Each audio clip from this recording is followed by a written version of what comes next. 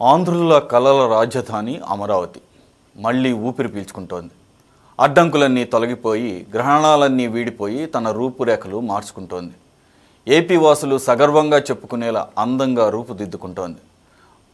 భావితరాల భవిష్యత్తును దృష్టిలో పెట్టుకుని ముఖ్యమంత్రి చంద్రబాబు నాయుడు విజన్కి అనుగుణంగా కలల సౌధాలు వాస్తవ రూపం దాల్చుతున్నాయి.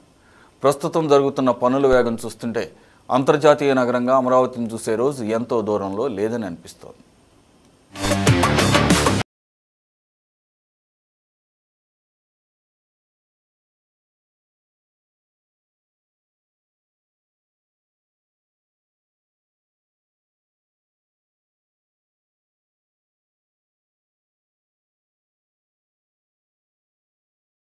రాజధాని అమరావతిలో ఇప్పుడు ఒక మహాయజ్ఞం జరుగుతోంది. భవిష్యత్తు రాజధాని నిర్మాణం కోసం నిర్విరామ కృషి జరుగుతోంది.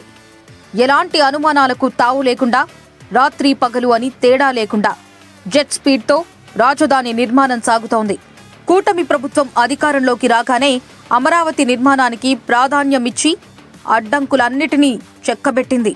ఆర్థిక సవాళ్లను ఛాలెంజ్గా తీసుకుని అంతర్జాతీయ నగరాల స్థాయిలో అమరావతిని నిలబెట్టేలా ప్రభుత్వం ప్రణాళికలు రచిస్తోంది.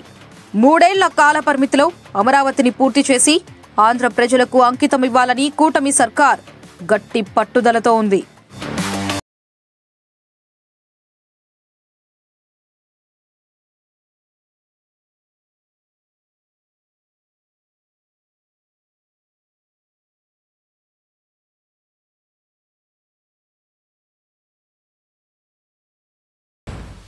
ప్రణాళికాబద్ధంగా సాగుతున్న పనులతో అమరావతి రూపురేఖలు రోజురోజుకి మారుతున్నాయి. గత ప్రభుత్వ హయాంలో మొండిగా మిగిలిన భవనాల నిర్మాణం పునః ప్రారంభం కాగా సిఆర్డీఏ లాంటి ఐకానిక్ భవనాలు రాజధానికి కొత్త శోభను తీసుకొస్తున్నాయి. మరోవైపు నిర్మాణ దశను పూర్తి చేసుకున్న ఎమ్మెల్యే ఎమ్మెల్సీల క్వార్టర్స్, ఐఏఎస్ ఐపీఎస్ ఆఫీసర్ల నివాస సముదాయాలు, నీటి సదుపాయాలు, రోడ్ల ఏర్పాటు లాంటి మౌలిక వసతుల కల్పనతో శరవేగంగా ముస్తాబవుతున్నాయి. ఈ ప్రభుత్వం రాగానే వెంటనే అమరావతిని కంప్లీట్ చేస్తాం, పోలవరం కంప్లీట్ చేస్తామని మా ముఖ్యమంత్రి గారు ముందు చెప్పడం, అన్నతట్టుగానే ఇమ్మీడియట్ గా రాగానే 2014-19లో నేను ఇదే పోర్ట్ఫోలియో చేశాను. ఈసారి కూడా నా మీద నమ్మకంతో ఈ పోర్ట్ఫోలియో ఇచ్చారు. ఏదైతే ప్రజలకు మాట ఇచ్చామో ఆ మాట ప్రకారం రాబోయే 3 సంవత్సరాలు అమరావతి రాజధానిని పూర్తి చేసి ప్రపంచంలో నెంబర్ 1 చేస్తాం. అమరావతిలో ఏ పనులు తొలుత చేపట్టాలనే దానిపై ఇటీవల జరిగిన సిఆర్డీఏ సమావేశంలో ప్రభుత్వం పక్కా ప్రణాళిక సిద్ధం చేసింది. 11,000 కోట్ల రూపాయలతో 20 రకాల సివిల్ పనులు చేపట్టాలని నిర్ణయించింది.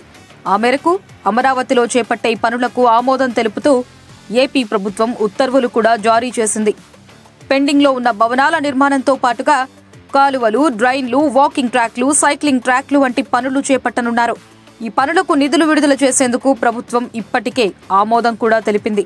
హ్యాపీనెస్ట్ ప్రాజెక్టు కోసం 984 కోట్లు ఖర్చు చేయనున్నారు. భూసేకరణ ప్రక్రియలో మరో 20,494 ఎకరాలు గ్రీన్ సిగ్నల్ లభించింది. అమరావతిలో కొత్త ప్రాజెక్టులు, స్మారక చిహ్నాలతో పాటు భవిష్యత్తు అవసరాలకు భూమి అవసరమని ప్రభుత్వం భావిస్తోంది. రాజకీయ విమర్శల నేపథ్యంలో రాజధాని అమరావతి ప్రాంతంలో వరద నీటి నిర్వహణపైన ప్రభుత్వం దృష్టి పెట్టింది. కాలువలు, రిజర్వాయర్ల నిర్మాణానికి కూడా నిధులు కేటాయించింది. దానికోసం సిఆర్డీఏ 1,585 కోట్లు వెచ్చించడమే కాకుండా పనులు కూడా ప్రారంభించింది.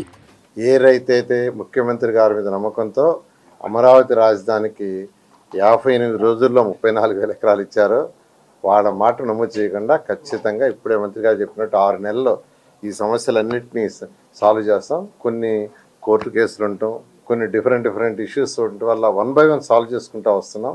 ఏదో రోజు కూడా రిజిస్ట్రేషన్ జరుగుతున్నాయి. ప్లాట్ల అలాట్మెంట్ కూడా యాక్చువల్గా ప్రాసెస్ స్టార్ట్ చేశారు. 719 ఎకరాలకు ఇంకా ఇవ్వాలి. అందులో కూడా ఉండవల్లి లేఅవుట్ వేశారు. దానికి ఐ థింక్ 27వ తేదీకి టైం అయిపోతుంది. ఇది ఆ లేఅవుట్ యొక్క అబ్జెక్షన్స్ తీసుకోవడానికి. అది అయిపోతానే ఇమీడియట్గా ఆ లేఅవుట్లో ప్లాట్లు అలాట్ చేస్తే ఆ 719 ఎకరాల్లో 320 ఎకరాలు పూర్తయిపోతుంది. ఈ 4,000 ఎకరాలు 30,000 మంది రైతులు ఉన్నప్పుడు అనుకున్నంత అన్నీ ఒక్కసారిగా అన్నీ కూడా జరగవు. దీనికి తోడు మధ్యలో 5 సంవత్సరాలు గవర్నమెంట్ మారటం, వాళ్ళు కొత్త రకాల జీవోలు దీన్ని అడ్డుకోవడంలో తీసుకొచ్చినటువంటి కాంప్లికేషన్స్, వీటన్నిటి వల్ల కొన్ని ఇబ్బందులు జరిగినాయి. అయితే మీరు గుర్తుపెట్టుకోవాల్సింది 34,900 ఎకరాలు ల్యాండ్ ఉంటే దాంట్లో 34,192 ఎకరాలకి ఆల్రెడీ మొత్తం ఇచ్చేసాం. ఓన్లీ పెండింగ్ ఉన్నది 700 ఎకరాలు.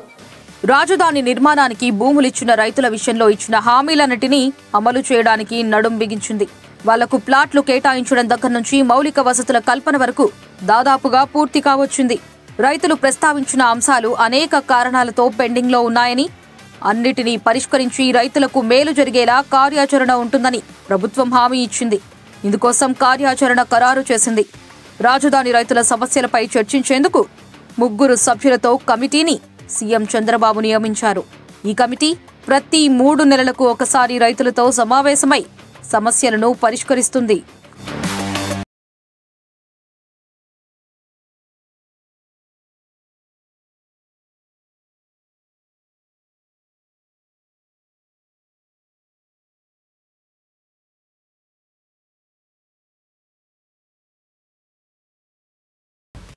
అమరావతికి మళ్లీ పూర్వ వైభవాన్ని తీసుకురావాలన్న ఉక్కు సంకల్పంతో ప్రభుత్వం పనిచేస్తుంది. ఆంధ్ర ప్రజలు కలలుగన్న స్వప్నం నిజమవడానికి ఎంతో దూరం లేదనిపిస్తుంది. అన్నీ అనుకున్నట్లు జరిగితే మరో 3 ఏళ్లలో ప్రపంచంలో అమరావతికి ప్రత్యేక గుర్తింపు దక్కడం ఖాయంగా కనిపిస్తోంది.